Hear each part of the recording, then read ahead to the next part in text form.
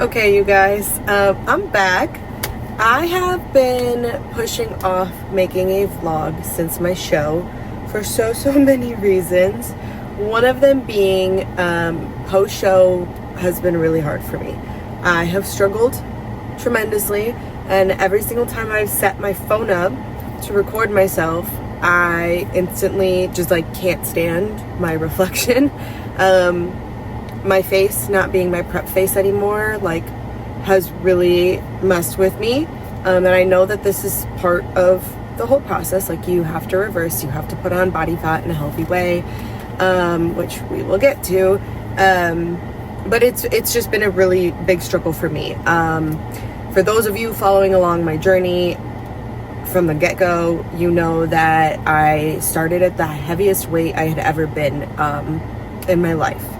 I was in prep for essentially a year, and I got to the leanest I had ever been in my life.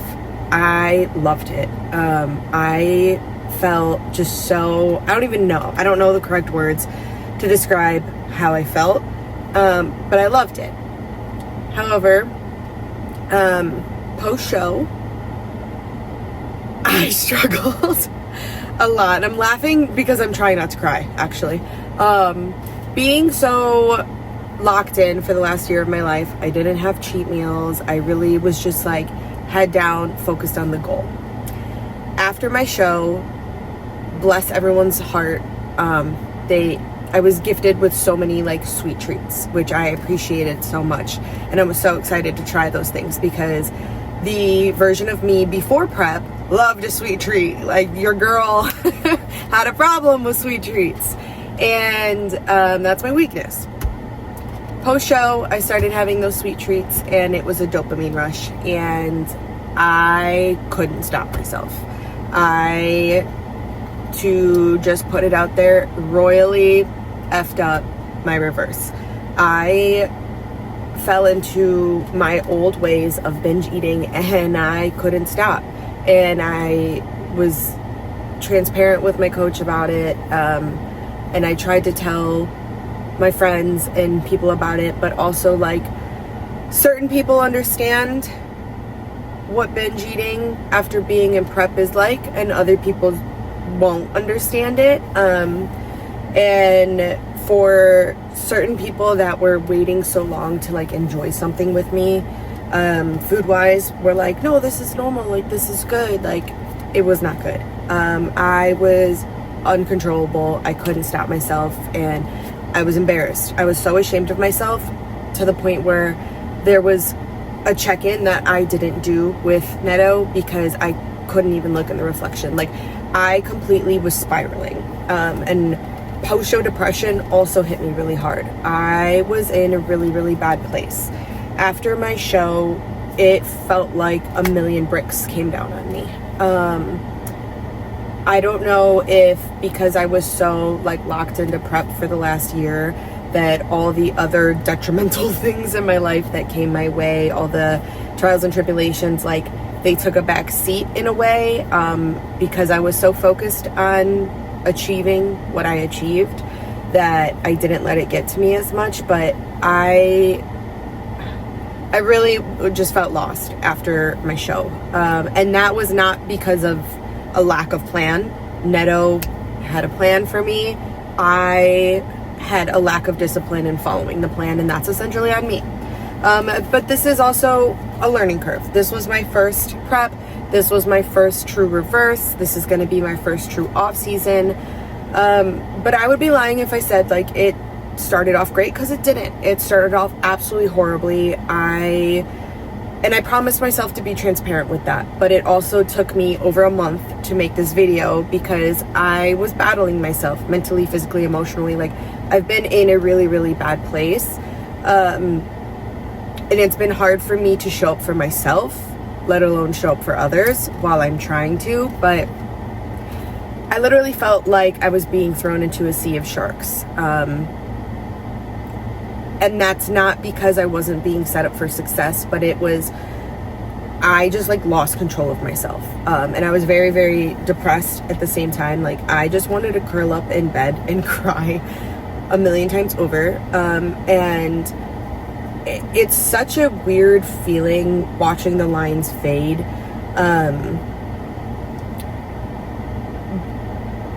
To watch them fade and be upset about it, but then to also like feel like you have no control over yourself and you can't stop eating. Like, I was binging so bad, guys, and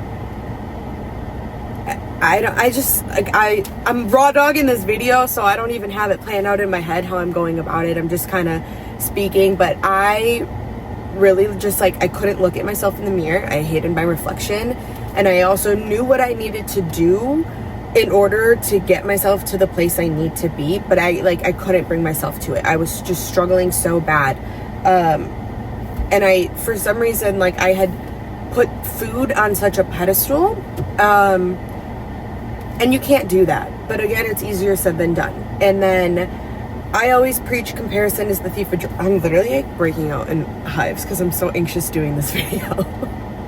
Everybody was like, Lexi, when are you coming out with another vlog? Like, come on, get back to it. And I was like, every time I do this, I want to cry, so I can't. I would just get so emotional. Like, you can physically see, and there's a piece of hair that I keep saying, you can physically see the toll this is taking on me, but I promised myself to be transparent and talk about my journey, and that is not just prep. That is everything in between. That is everything after show. Off season is more important than prep, and that is something I'm learning. Is there something on my nose? I don't even know. But I also, like, I was comparing myself to others post show, and comparison is the thief of joy. And I always tell myself, they tell everybody, like, don't compare yourself to other athletes, but that's so much easier said than done, right? Like, we know better, but sometimes our mind just takes over control and you're not even thinking logically. I was sitting here comparing myself to all the people that seemed like they were nailing their reverses on social media, right? Beating myself up and telling myself I didn't deserve to turn pro. I was very, very ashamed of myself. Like, I was just digging myself a hole. And it wasn't by any means healthy. But I continued to try to confide in people and talk to people and just be vulnerable with others about how much I was truly struggling. And it took me a while. Like, for a while I had, I was okay talking to strangers about it, but I felt embarrassed and ashamed talking to the people I hold close to me and truly telling them how bad things were. And I'm not a psychologist, so I don't really know why it was so hard for me to open up to the people that I trust and love, but I was scared and ashamed, and I couldn't bring myself to do it.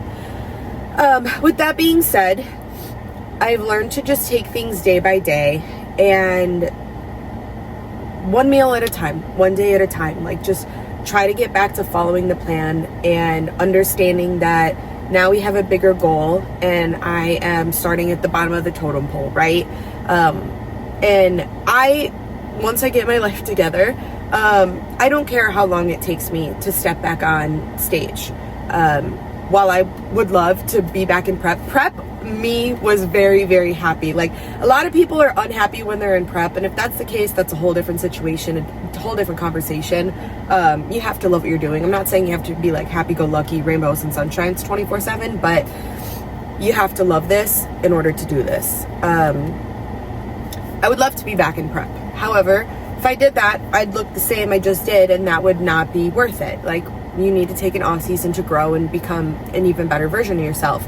And with me being a pro now, when I step on stage, like, I need to belong on that pro stage. I will not just do a pro debut just to do a pro debut. Like, I want to know that I earned my spot on that stage thoroughly.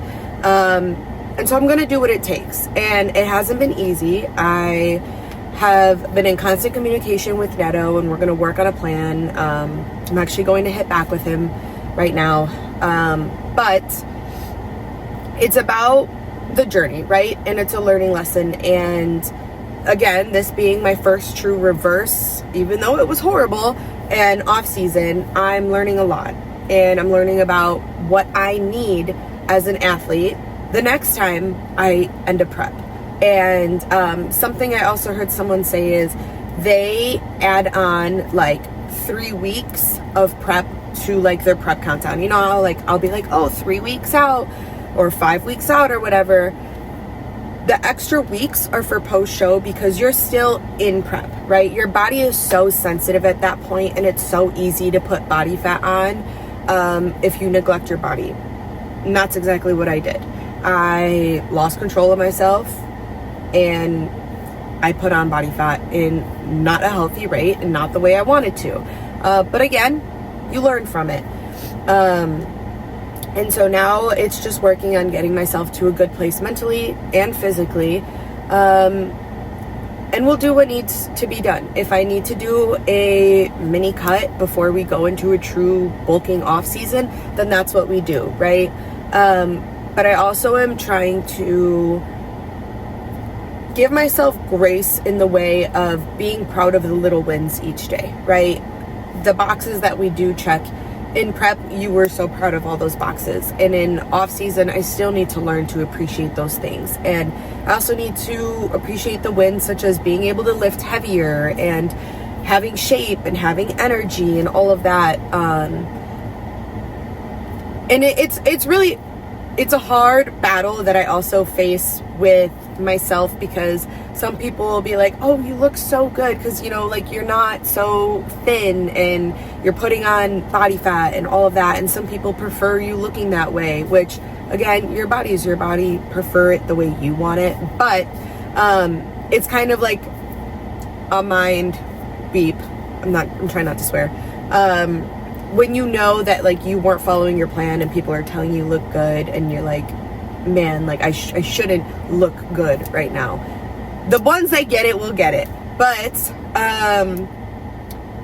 again, I'm trying to learn to appreciate this phase, because you cannot grow as an individual if you're not put in uncomfortable situations and taken out of your comfort zone.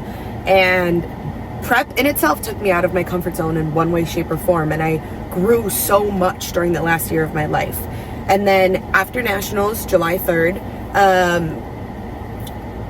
I had to enter a whole new chapter of my life.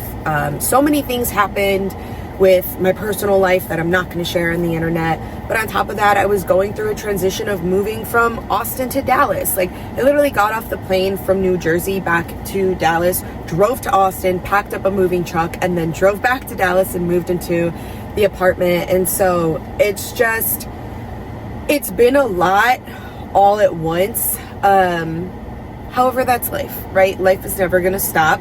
And so it's kind of being able to understand, like, this is a whole new level of balance that I personally need to adjust to. And there's nothing wrong with that.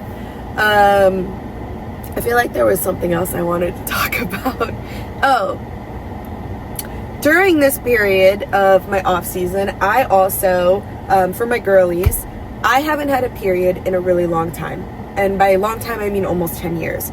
This had nothing to do with bodybuilding, everything to do with birth control. However, I'm working with Netto because after show, the biggest goal is to get yourself to be healthy in every single way possible.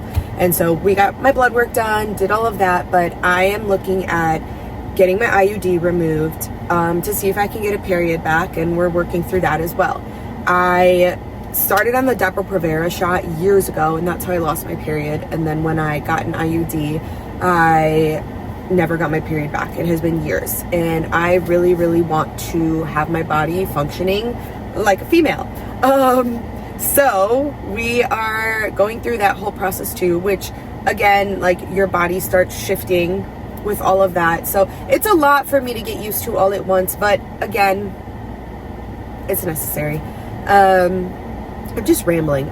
Everything on my mind is just coming out, but also not. Like, I feel like there's so much I want to say, but my emotions are so heightened that I'm like forgetting what I need to say. And I keep, like, to be so transparent, I keep trying not to actually look at the camera, because when I catch my reflection, like, I genuinely get upset and I need to just let it go. Like, my mom is so happy I have cheeks again. I hate it. Like, prep face, give it back to me personally.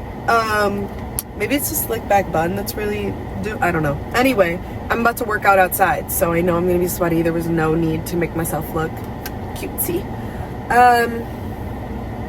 With that being said, for anybody that is watching this, like whether you're a competitor or just living your daily life and working out and trying to eat healthy, like even as a coach, like I very much so value being able to put myself in your shoes and make myself be someone that you can resonate with, because I'm also human at the end of the day. I'm not perfect, I never will be, and that's just reality. And I think a lot of times on social media we compare ourselves to all these people that come off as being perfect and having everything down to a T, when in reality, like, nobody's perfect. Everybody struggles in some way, shape, or form. You just don't see it because some people don't want to share that parts of them, and that's okay. There's nothing wrong with it. But if you're struggling, if you need help, like, my DMs are always open.